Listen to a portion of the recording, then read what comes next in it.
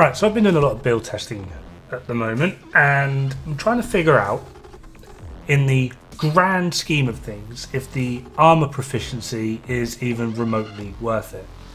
I'm pretty sure we've all come to the general consensus by now that the short answer is no.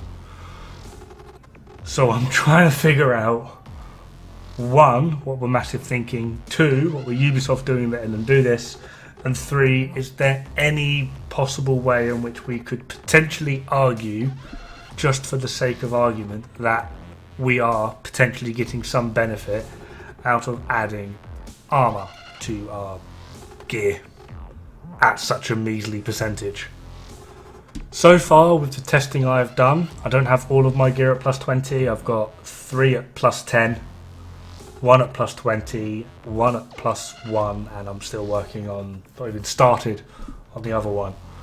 And I have noticed 3 things. Due to the way in which this percentage is being gained and where it's coming from, it's more useful on a red build than it is a blue build. As long as if you're able to squeeze in 2 blue cores, you will completely and utterly outperform the armour thing. I mean, it outperforms it with 1 blue core, for crying out loud. So the total's like 152k armour that you are actually gaining, something along those lines.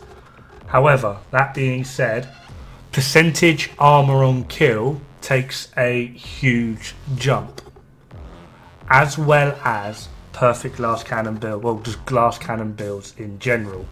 I'll explain this in a moment. So, as you can see here, my mask is at plus 1, perfect sacrifice is plus 10, Dod City holster is plus 20, foxes are plus 10, and the gift is plus 10. This actually puts me at around 17,000 armour on kill. Doesn't really seem like a lot, but when you actually take into consideration what it was beforehand, it is growing.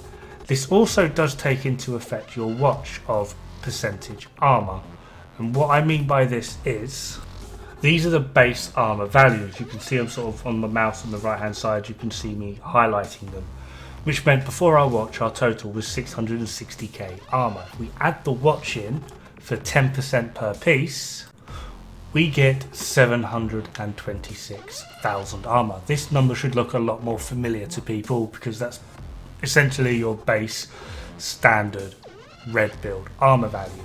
So if we just do the same thing but add in 20% in, another 20% essentially, on top of that 10%, we get 858,000 armour.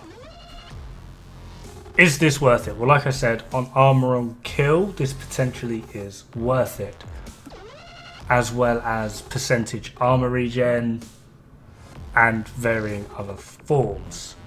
On a DPS build, it is more worth it than on a blue build, because the overall increase is barely even 1 blue core. 1 blue core is 137,000.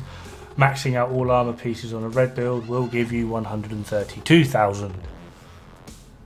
You can kind of see where I'm potentially going with this. Now, the main thing I'm actually trying to test overall is at what point on a red build is it actually worthwhile, and so far my estimations are plus 18 on every piece, and the reason for this is only because of perfect glass cannon.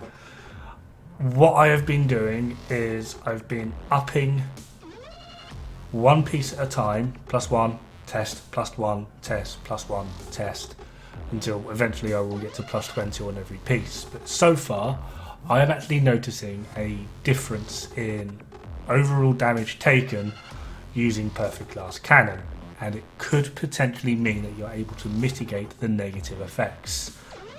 What I mean by this is, if you run a normal DPS build without glass cannon or any negative effect to damage taken, and it takes you 10 shots to be killed, having your perfect glass cannon build at plus 18 would mean that you potentially still take 10 shots to be killed. So you're still taking the same amount of damage, you just have more armour to deal with it. This in turn though does mean that your non-glass cannon DPS builds are now going to take you 18 shots to be killed, which potentially could be more worthwhile. This is still in its infancy. I'm still testing this. Don't get your hopes up.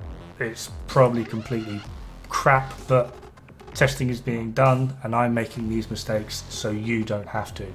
Anyway, good luck, have fun, don't die. It's bad for the health.